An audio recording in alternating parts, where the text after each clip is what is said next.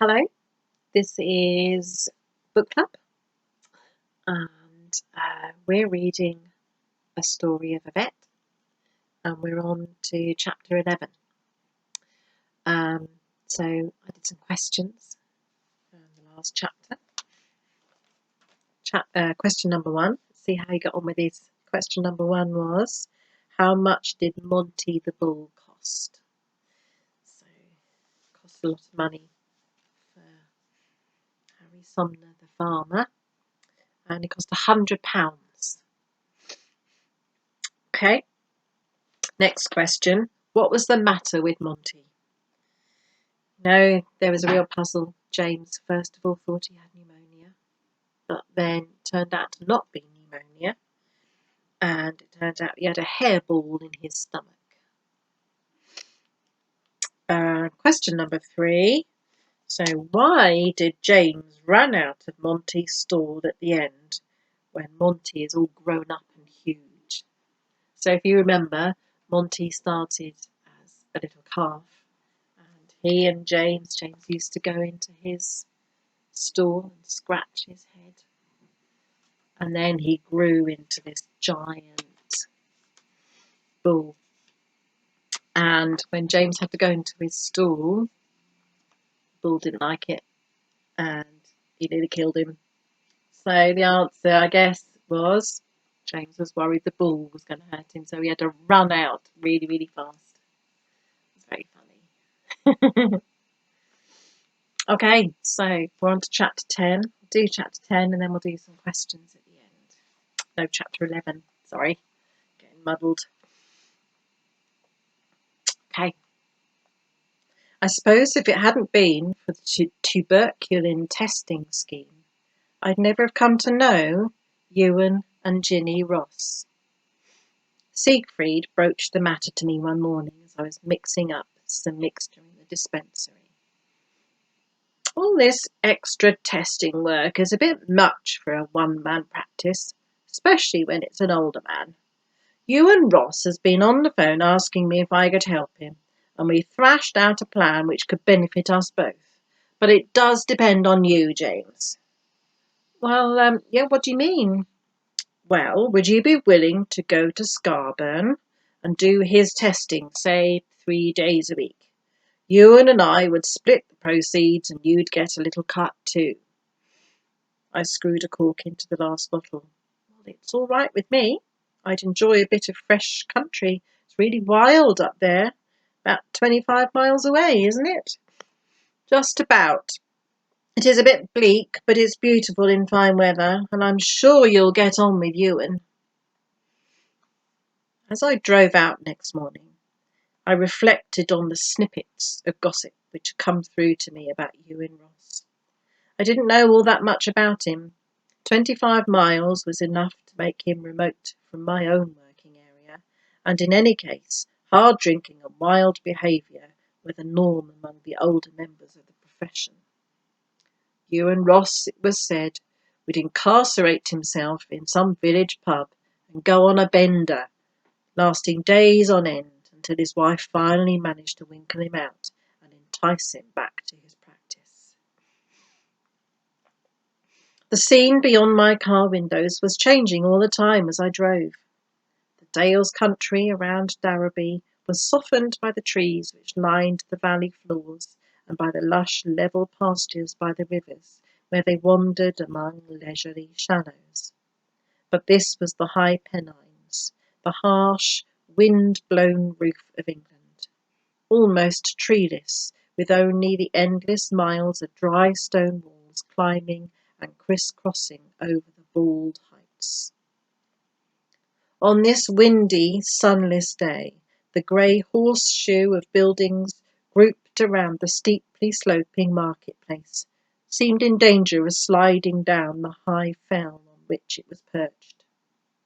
I drove past the ironmonger's, the Methodist chapel, a draper's with a few dowdy clothes in the window, and the Temperance Hotel.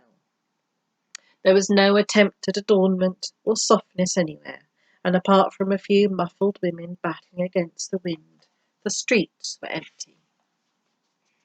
I found the veterinary surgeon's plate on a small modern house about 200 yards beyond the marketplace and knocked at the door. A tallish, heavily shouldered man stood there, the face ruddy and handsome with pale blue friendly eyes. Could have been that of a younger man, but for the swathes of silver in the sandy hair above it. The suit of soft brown tweed hung gracefully on his lean frame. He held out his hand. "You'll be James Herriot. Come away in." The voice had the lilt of the Scottish Highlands, with something else in it. He led the way into the kitchen, where a woman was standing by the stove. "Jinny," he called, "come and meet Siegfried's right-hand man, young Mr. Herriot." Virginia Ross turned her head and looked at me. "Hello," she said. "You're just in time for coffee." And she gave me a crooked smile with one eyebrow slightly raised, which had an extraordinary effect. Over the years I knew she had always looked at me like that, as though I was a quite pleasant but amusing object, and it always did the same thing to me. It's difficult to put into words, but perhaps I can best describe it by saying that if I'd been a little dog, I'd have gone leaping and gambolling around the room, wagging my tail furiously. She would be about 10 years younger than Ewan, somewhere in her early 40s, but she had the kind of attractiveness that was ageless. She filled 3 mugs with coffee, and I sat down at the table with the feeling that I was with friends. I couldn't count the times I have sat in that kitchen since that first day, drinking tea or coffee, or if I happened in around lunchtime, eating Ginny's delectable food. She was a cook with the magic touch. In fact, as time went on, I found she could do just about anything. She spoke several languages, had read everything.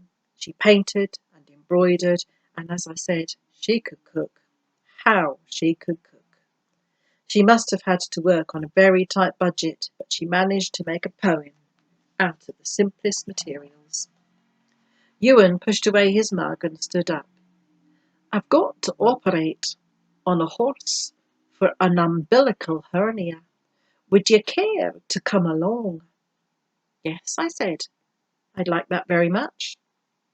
We went out to a small building alongside the house, which was the surgery and dispensary. There is a fascination in seeing another man's set-up, and I browsed happily along the shelves and tables. As I wandered round, I watched him preparing for the operation. He didn't seem to have a sterilizer, but he was methodically boiling the instruments in a saucepan on the gas ring. Then he took them out with forceps and carefully wrapped them one by one in sheets of clean brown paper. He was a picture of unhurried calm. It was the same when we got to the farm. Ewan paced about the field till he found a perfectly level spot where the grass was long and soft. Then he pottered along, peering closely at the ground, throwing aside a few small stones which were lurking there. When he was satisfied, he made a table out of a couple of straw bales, covered it with a clean sheet, and laid out his instruments on it meticulously. Next to the bales, he stationed a bucket of hot water, soap, and towel, and finally produced a beautiful soft white rope tied in a neat coil. Only then did he allow the horse to be led out. I must have looked a bit over-mouthed, because he grinned and said, "Oh, I never start anything till I've set my stall out properly." What struck me was the difference from my boss in Larrabee. Siegfried would never have had the patience to go through all this procedure. His system usually involved a lot of yelling and rushing about. I had to admit that this was more peaceful. But I really saw what Ewan was made of when he started to do the job. He was using the old-fashioned method of casting the horse by sidelines and trussing him up before administering the chloroform, but he did it as I've never seen it done before. The patient was a shaggy little horse with the beginnings of feathers round his hooves. He was typical of the hundreds of cart colts we have to deal with every year, and he trembled nervously as he looked around him. Ewan seemed to pacify him immediately with a few soft words as he placed the rope around his neck, then between the hind legs and back through the neck loop. And when the farm men pulled on the rope, he stood by the head, still talking, so that the colt collapsed easily onto his grassy bed. It was an education for me to watch him then deftly tugging and knotting till the animal was positioned on his back, with his legs tied together fore and hind, and the operation area exposed. Once more, Ewan had set out his stall properly. He gave me the job of looking after the chloroform muzzle, which, while he incised the skin, tucked away the hernia, and neatly sutured the wound. He did it all with the firm, almost rough movements of the expert surgeon. Even when he was finished and had thoroughly cleared away the last drop of blood and debris from the operation, he was still in no hurry.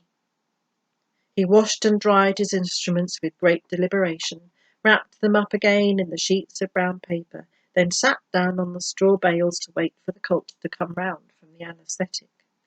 As he sat there, perfectly relaxed, he pulled a cigarette paper from his pocket, tipped a stream of dark brown dusty tobacco into it from a little pouch, rolled the paper effortlessly with one hand, licked it, screwed up one end, and thrust it into his mouth.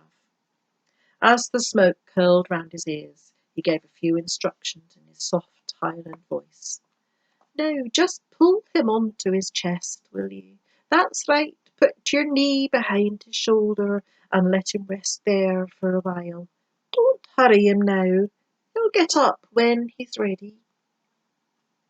He didn't leave for another 20 minutes when the colt gave a final effort and heaved himself to his feet, where he stood shakily, looking around him in some bewilderment.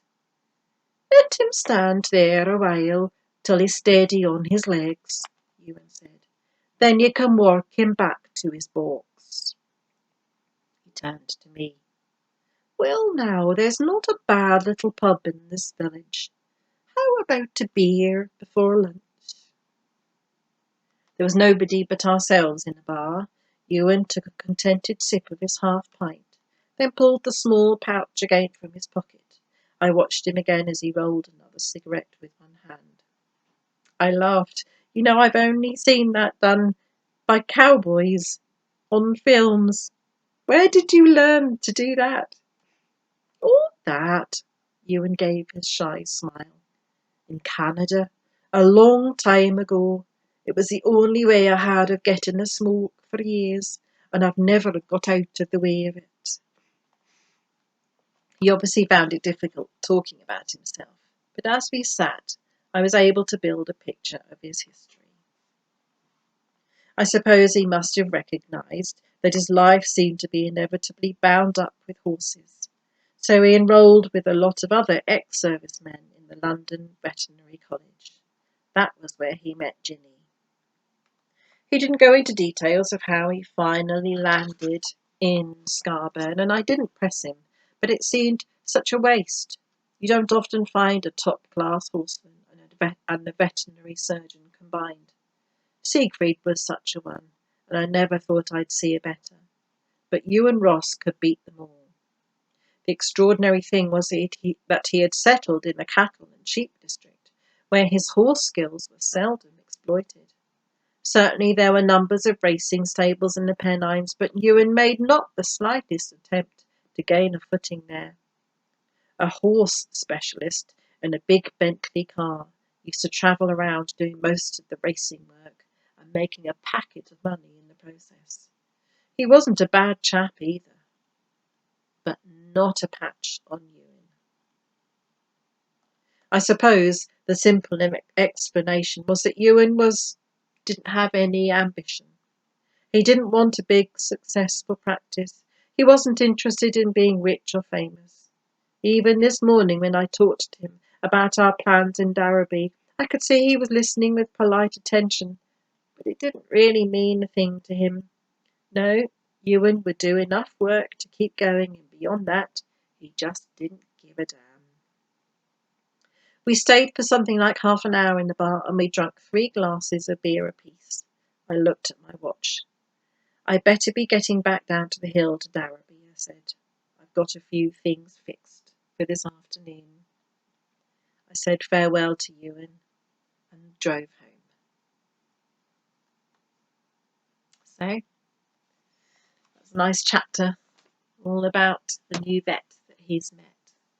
He's going to be helping out from time to time. Okay, so I'm going to ask you a few questions. So what was the name of the Scottish vet James goes to visit?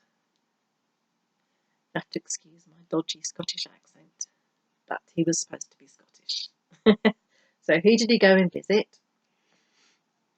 And what animal did James watch the vet he went to visit? What animal did he operate on? I'm not going to give you his name because that's the first question. That was nearly a giveaway. So what kind of animal did the vet that James was visiting operate on?